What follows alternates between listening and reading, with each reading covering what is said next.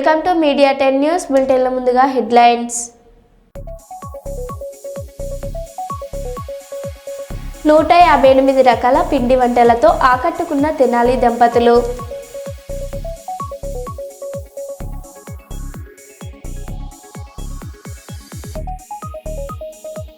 తెలంగాణ ప్రభుత్వం ప్రతిష్టాత్మకంగా ప్రారంభించిన అరైవ్ అలైవ్ కార్యక్రమంలో భాగంగా భూపాలపల్లి జిల్లా ఎస్పీ శ్రీ సిరిశెట్టి సంకీర్త్ ఐపీఎస్,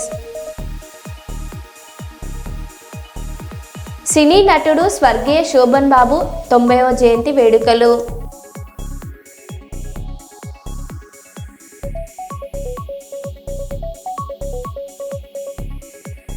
జర్నలిస్టులకు నిత్యావసర సరుకులు పంపిణీ చేసిన కేవి సుబ్బారెడ్డి.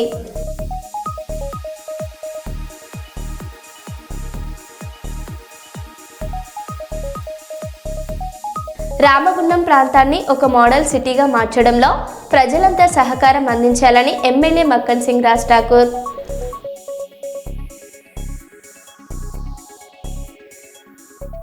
ఇక వివరాల్లోకి వెళ్తే, సిద్దిపేట జిల్లా గజ్వేల్ పట్టణంలో లేబర్ కోడ్లు, బీఆర్ చట్టం, జాతీయ విత్తన బిల్లు, విద్యుత్ సవరణ బిల్లుల రద్దు కోసం చేపట్టనున్న పోరాటానికి ప్రజల్లో చైతన్యం కల్పించే ఉద్దేశంతో నిర్వహిస్తున్న జీప్ యాత్రను గజ్వేల్ పట్టణంలోని ఇందిరా పార్క్ వద్ద చుక్కరాములు ప్రారంభించారు. ఈ సందర్భంగా ఆయన మాట్లాడారు.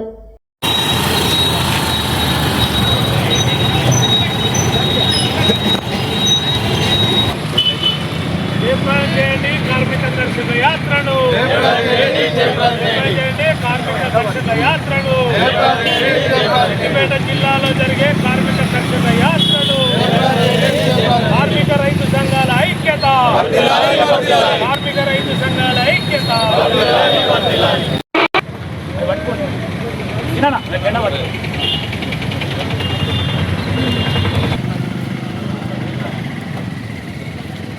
కేంద్రంలో ఉన్నటువంటి బీజేపీ ప్రభుత్వం కార్మిక, రైతు, వ్యవసాయ కూలీల ప్రజా వ్యతిరేక విధానం నిర్వహిస్తూ కేంద్రంలో ఉన్నటువంటి బీజేపీ ప్రభుత్వం ఈ మధ్యకాలంలో ఈ కార్మిక చట్టాలు, పోరాడి సాధిస్తున్న కార్మిక చట్టాలు కూడా రద్దు చేసి 4 లేబర్ కోడ్లను తీసుకురావడం జరిగింది. దీంతో పాటుగా 2004లో మరి కమ్యూనిస్టులు బలపరిచి ఆ రోజుల్లో మరి కరువు. మిత్రులారా నమస్కారం.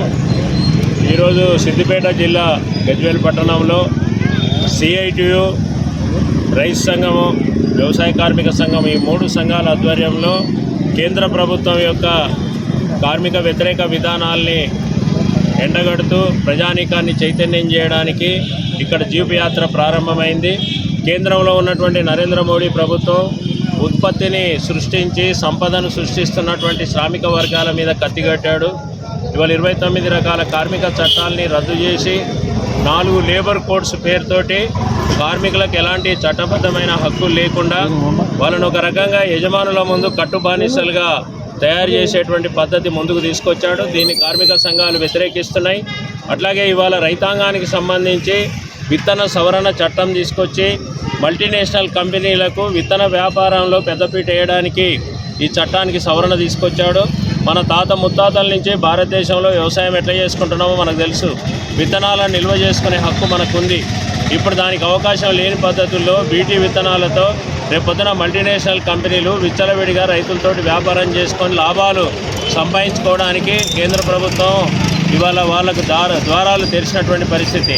అట్లాగే విద్యుత్తు, ఇవాళ కరెంటు చట్టం ఏదైతుందో దానికి సవరణ పెట్టారు.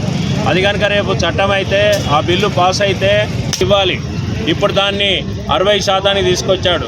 40% నిధులు రాష్ట్రం ఇవ్వాలట. రాష్ట్రాల దగ్గర అసలు డబ్బులు ఉన్నాయా? రాష్ట్ర ఖజానా అంతా ఇవాళ మామూలు పద్ధతిలోనే పరిపాలన చేయడానికి సరిపడంత లేని పరిస్థితి. జిఎస్టీతో సహా మనం చెల్లిస్తున్న పన్నులన్నీ కేంద్ర ఖజానాకే పోతున్నాయి. 40% పెంచారు అంటే ఈ పథకాన్ని క్రమేణా రద్దు చేయడానికి అలా కుట్ర పన్నుతూ ఉన్నారు. అందుకని మహాత్మా గాంధీ పేరు తీసేసి జీ రామ్జీ అనేటువంటి పేరు మీద పెట్టారు. అంటే ఈ మోడీ ప్రభుత్వము, ఆర్ఎస్ఎస్, బీజేపీలు మొత్తం ప్రజల్ని మతంలో, రాజకీయాలలో కలగాపులగం చేస్తున్నారు. ఇవాళ పరిపాలన చేసి ప్రజల్ని ఒప్పించి ఓట్లు అడిగితే ప్రజాస్వామ్యంలో ఎవరికేం అభ్యంతరం లేదు. కానీ పరిపాలన ప్రజల కష్టాలు దూరం చేసే పరిపాలన కాదు. ప్రజలలో భావోద్వేగాలు రెచ్చగొట్టి మత ప్రాతిపదిక మీద ఓట్లు అడుక్కోవడం అనేటువంటిది ప్రజాస్వామ్యంలో చాలా ప్రమాదకరమైన విషయం. అందుకని కేంద్ర ప్రభుత్వం తన పరిపాలనను ఇవాళ ప్రజల మీద భారాలేసే పరిపాలనగా ఉంది. ఇది ఆదాని అంబానీల ప్రభుత్వంగా ఉంది. వాళ్ళకు మాత్రం ఇవాళ దేశ సంపదను దోచిపెడతా ఉన్నారు.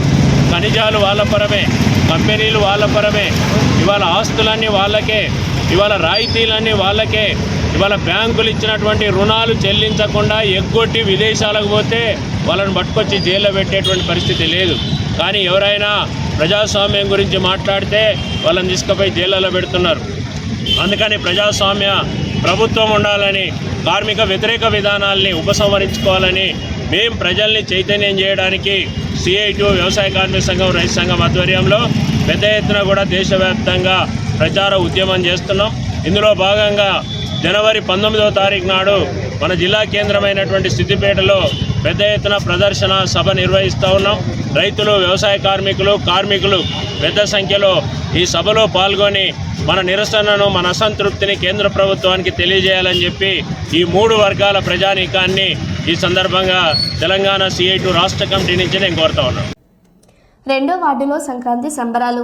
ముగ్గుల పోటీల్లో పాల్గొన్న మాజీ చైర్మన్ భాస్కర్ గజ్వెల్, ప్రజ్ఞాపూర్ మున్సిపల్ మాజీ చైర్మన్ గాడిపల్లి భాస్కర్ గతంలో పట్టణ అభివృద్ధి కోసం అనేక అభివృద్ధి కార్యక్రమాలు చేపట్టి తన వంతు కృషి చేశారని తెలిపారు. సిద్దిపేట జిల్లా గజ్వెల్ పట్టణంలోని 2వ వార్డులో సంక్రాంతి పండుగను పురస్కరించుకుని నిర్వహించిన ముగ్గుల పోటీల్లో ఆయన పాల్గొని మహిళలకు బహుమతులు అందజేశారు. ఈ సందర్భంగా వారు మాట్లాడుతూ 13 ఏళ్లుగా బీజేపీ మచ్చలేని పాలన కొనసాగుతుందని తెలియజేశారు.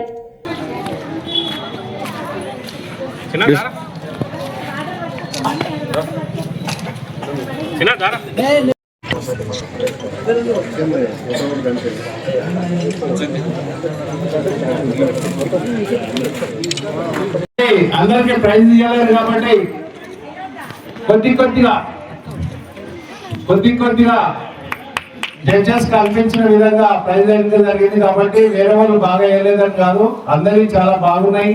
ఎందుకంటే తెలంగాణ ప్రభుత్వం ప్రతిష్టాత్మకంగా ప్రారంభించిన అరైవ్ అలైవ్ కార్యక్రమంలో భాగంగా భూపాలపల్లి జిల్లా ఎస్పీ శ్రీ సిరిశెట్టి సంకేత్ IPS గారి ఆదేశాల మేరకు భూపాలపల్లి అడిషనల్ ఎస్పీ శ్రీ నరేష్ కుమార్ గారి ఆధ్వర్యంలో భూపాలపల్లి పోలీస్ ప్రధాన కార్యాలయంలో ఉద్యోగులకు రోడ్డు భద్రతా నియమాలపై అవగాహన కార్యక్రమం నిర్వహించారు. ఈ సందర్భంగా అడిషనల్ ఎస్పీ మాట్లాడారు.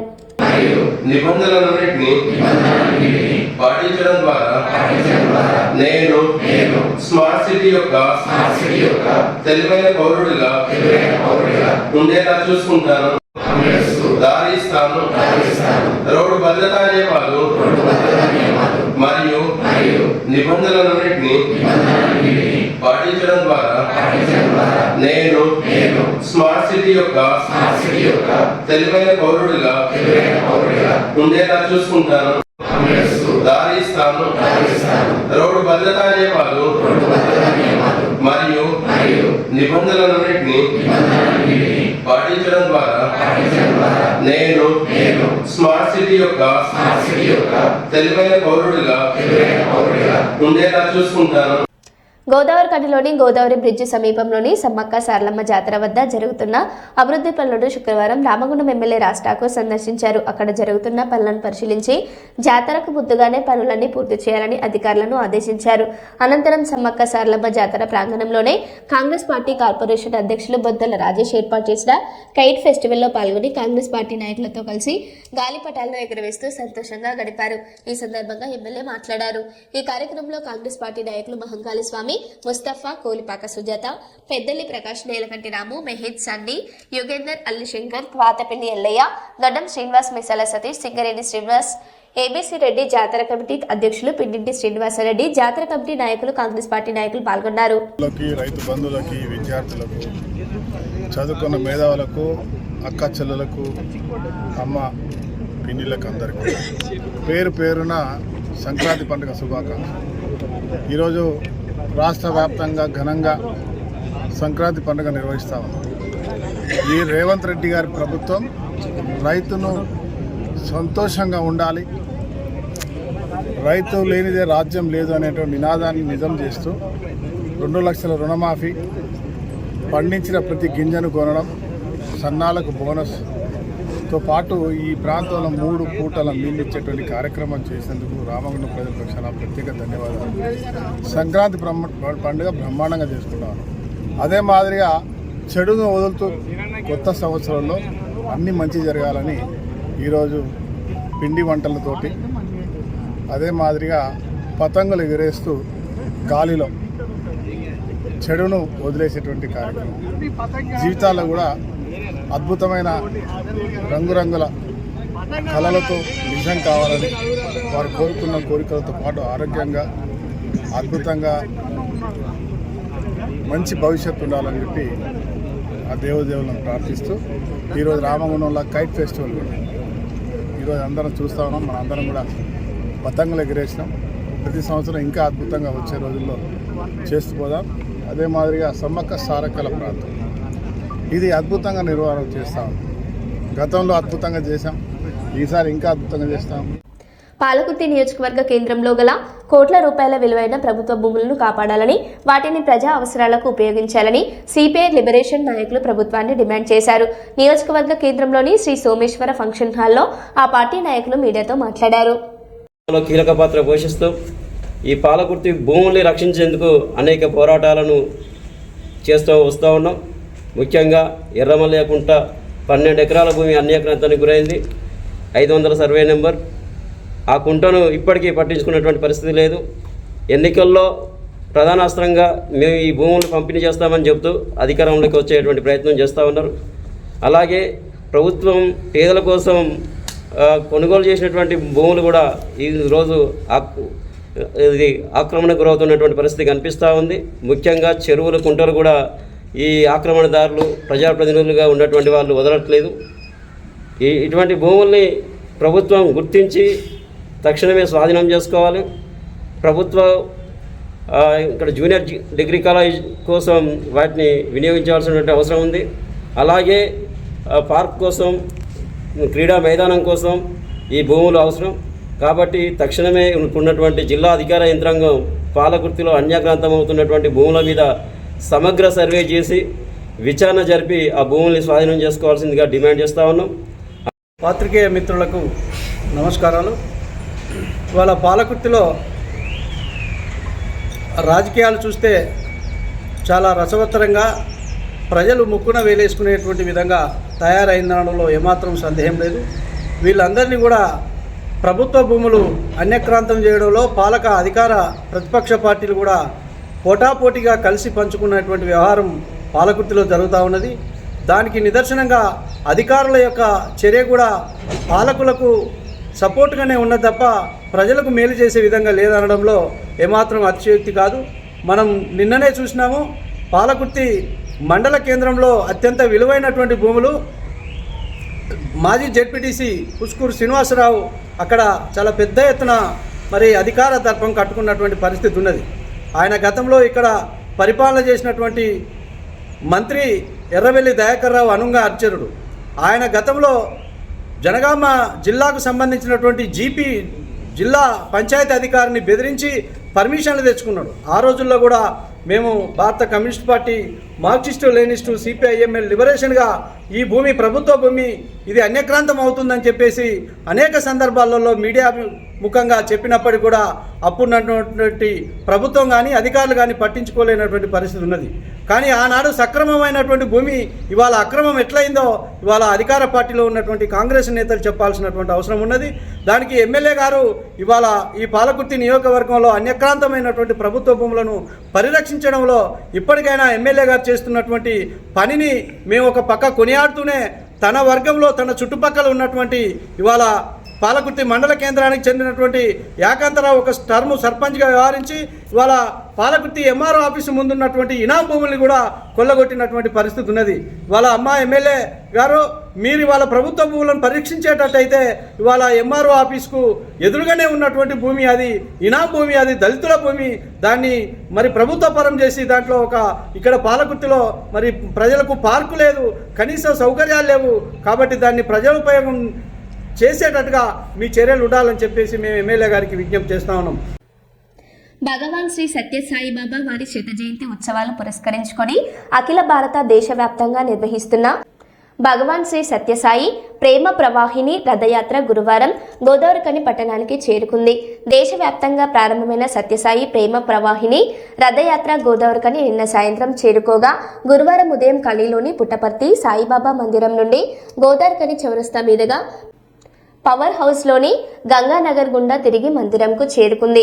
ఈ సందర్భంగా శ్రీ సత్యసాయి సేవా సంస్థల జిల్లా అధ్యక్షులు బి వెంకటస్వామి మాట్లాడుతూ తెలంగాణ రాష్ట్రంలో జోగులాంబ గద్వాల్ జిల్లాలలో వైభవంగా డిసెంబర్ 5వ తేదీన ప్రారంభమై పెద్దపల్లి జిల్లాకు జనవరి 12వ తేదీన చేరి 13, 14, 15 తేదీలలో జిల్లాలలో అత్యంత వైభవపేతంగా జరుపుకోవడానికి స్వామివారి అనుమతి అనుగ్రహం లభించిందన్నారు. ఈ మేరకు 14న ఉదయం 8 గంటలకు పెద్దపల్లి మందిర్లో రథయాత్ర ప్రారంభమై వివిధ కాలనీల గుండా మధ్యాహ్నం 2 గంటలకు హారతితో ముగింపు అక్కడి నుండి బసంత్ నగర్ సమితి మీదుగా బీ పవర్ హౌస్ వద్ద సాయంత్రం 4 గంటలకు గోదావరికని సమితి వారికి ఇవ్వడం జరిగిందని తెలిపారు. ఈ రథయాత్ర కార్యక్రమంలో జిల్లా కార్యవర్గ సభ్యులు హనుమంతరావు, మల్లీశ్వరరావు, రాంబాబు, రాజేశం, ఉదయ్ సమితి కన్వీనర్లు నూక రమేష్, కన్వీనర్లు మహిళా సభ్యులు లక్ష్మి, జ్యోతి, నర్మదా, లతా భక్తులు పాల్గొన్నారు.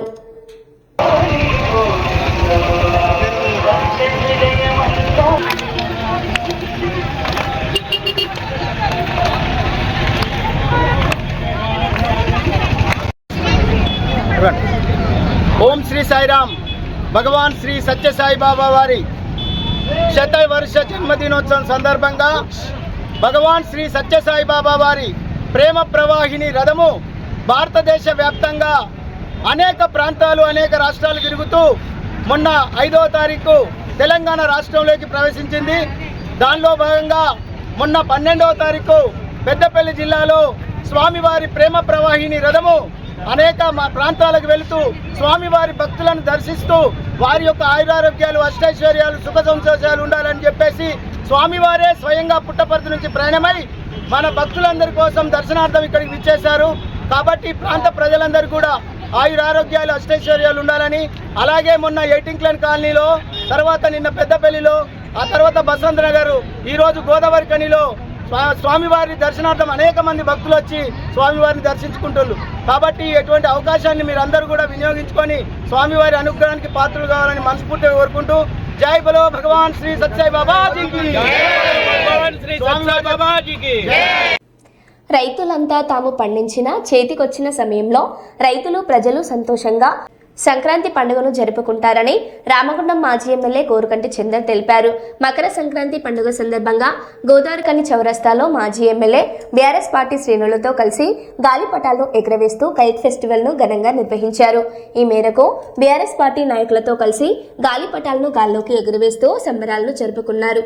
ఈ సందర్భంగా మాజీ ఎమ్మెల్యే మాట్లాడుతూ సంక్రాంతి పర్వదినాన ఉత్తరాయణంలోకి సూర్యుడు ప్రవేశిస్తారని, ఆ సూర్యుడి కిరణాలు మనపై పడితే ఆరోగ్యవంతులు అవుతామని అన్నారు.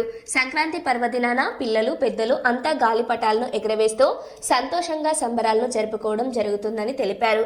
గత 10 సంవత్సరాల కేసీఆర్ పాలనలో ప్రజలంతా సంక్షేమ పథకాలను పొందుతూ సంతోషంగా ఉన్నారని, కానీ నేడు కాంగ్రెస్ పాలనలో రామగుండం ప్రజలు భయంతో బతుకుతున్నారని తెలిపారు.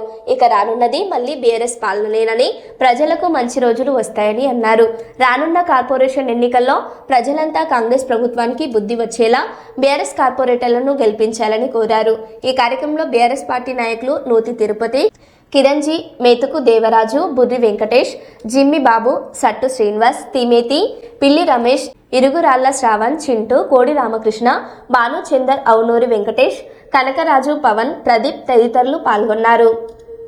చిన్న పిల్ల పెద్ద తేడా లేకుండా పతంగులను ఆడుతూ సంతోషంగా, ఆనందంగా గడుపుతున్నటువంటి ప్రతి ఒక్కరికి కూడా హృదయపూర్వకంగా సంక్రాంతి శుభాకాంక్షలు తెలియజేస్తూ, గతం నుండి ఆచారంలో నుండి వచ్చినటువంటి యొక్క పతంగుల పండుగ సంక్రాంతి పండుగ ఉత్తరాయణంలోకి సూర్యుడు వచ్చేటువంటి యొక్క సంక్రాంతి కాలంలో సూర్యకిరణాలు శరీరం మీద పడితే ఆరోగ్యానికి మంచిది అని ఆనాడు పెద్దలు ఈ పండుగ సందర్భంగా తప్పకుండా ఉదయం నుండి మధ్యాహ్నం వరకు ఈ యొక్క సంక్రాంతి నాడు పతంగులతో ఆకాశంలోకి పతంగులను ఎగరేసేటువంటి సంస్కృతి. చిన్న పెద్ద తేడా లేకుండా ఐక్యతతోని జరుపుకునేటువంటి పండుగ ఈ యొక్క పతంగుల పండుగ. ఈరోజు సంక్రాంతి నాడు రైతులందరూ కూడా వచ్చిన పంటతోని సంతోషంగా సంబరంగా ఇంటి ముంగట ముగ్గులు వేసి ఘనంగా జరుపుకుంటూ ఉంటే పిల్లలందరూ కూడా ఆరోగ్యపరమైనటువంటి ఈ యొక్క కార్యక్రమాన్ని పతంగులను జరుపుకుంటూ ఉంటారు. ఈ సందర్భంగా రామగుండం నియోజకవర్గంలో బీఆర్ఎస్ పార్టీ ఆధ్వర్యంలో చౌరస్తాలో ఘనంగా ఈ యొక్క పతంగులను ఎగరవేసి ఈ సంస్కృతిని సాంప్రదాయాన్ని కాపాడుకుంటాం. కేసీఆర్ గారి నాయకత్వంలో తెలంగాణ రాష్ట్రంలో 10 సంవత్సరాలు అనేక విధాలుగా అభివృద్ధి చెందింది. అనేక సంక్షేమ పథకాలు ప్రజలకు అందినాయి. సంతోషంగా పండుగ జరుపుకున్నారు. ఈరోజు ఎక్కడ చూసినా నిరాశ నిస్పృహలతోని ప్రజలందరూ ఉన్నటువంటి ఈ యొక్క నేపథ్యంలో రామగుండం నియోజకవర్గంలో ఉన్నటువంటి ఈ యొక్క పాలనలో నష్టం జరిగినటువంటి ప్రతి ఒక్కరు కూడా నిరాశతోని ఇలా కూల్చివేతలతోని నష్టం జరిగినటువంటి వాళ్ళందరూ నిరాశలతోని నిస్పృహలతోని ఉన్నటువంటి వాళ్ళందరికీ కూడా మేము ధైర్యం చెప్తా ఉన్నాం. తప్పకుండా రాబోయే ప్రభుత్వం బీఆర్ఎస్ ప్రభుత్వం, రాబోయే కాలం బీఆర్ఎస్ కాలం. తప్పకుండా రేపు జరగబోయేటువంటి ఈ యొక్క స్థానిక సంస్థల మున్సిపల్ కార్పొరేషన్ ఎన్నికలలో ఈ యొక్క నియంత పాలనకు ఇలా చరమగీతం పాడాలంటే మున్సిపల్లో ఖచ్చితంగా మున్సిపల్ కార్పొరేషన్ మీద గులాబీ జెండా ఎగరవేయాలని కూడా ఈ సందర్భంగా ప్రజలను ప్రత్యేకంగా కోరుతూ, ప్రత్యేకంగా ఈ ప్రాంతంలో ఉన్న రామగుండం నియోజకవర్గంలో ఉన్న సకల జనులందరికీ కూడా సంక్రాంతి శుభాకాంక్షలు తెలియజేస్తాము. జై తెలంగాణ. మామూలుగా గోదావరి జిల్లాలలో పండుగలకు వచ్చిన అల్లుళ్లకు ఎక్కువ సంఖ్యలో పలు రకాల పిండి వంటలను వండి పెట్టడం మనం చూస్తున్నాము. కానీ ఈ సంక్రాంతి పండుగకు గుంటూరు జిల్లా తెనాలికి చెందిన వందనపు మురళీకృష్ణ దంపతులు వాళ్ళ అల్లుడు రాజమండ్రి వాసి గోదావరి జిల్లాకు చెందిన శ్రీ దత్తాకు 158 రకాల పిండి వంటలతో విందు భోజనం ఏర్పాటు చేశారు.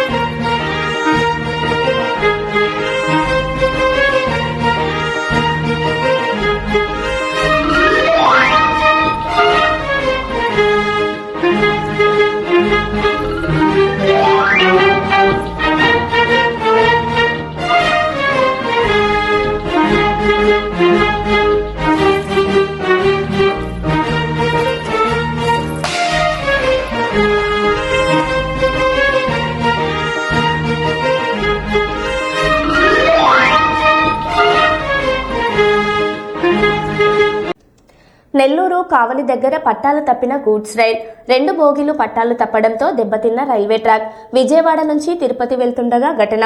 పలు రైళ్ల రాకపోకలకు అంతరాయం. ట్రాక్ పునరుద్ధరణకు రైల్వే అధికారుల చర్యలు.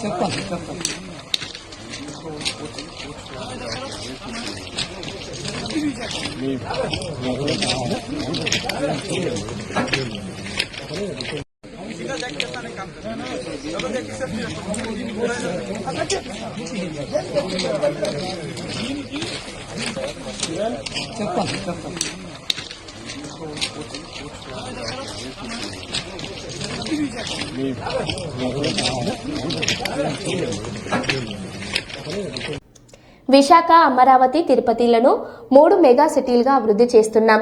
దానికి ప్రణాళికలు వేస్తున్నామని సీఎం చంద్రబాబు నాయుడు అన్నారు. తిరుపతి విల్ బికమ్ రాబోయే రోజుల్లో విశాఖపట్నం, అమరావతి, తిరుపతి 3 సిటీస్ ఉంటాయి. మెగా సిటీస్గా డెవలప్ చేస్తాం. ఆ ప్రణాళికలు తయారు చేస్తున్నాం.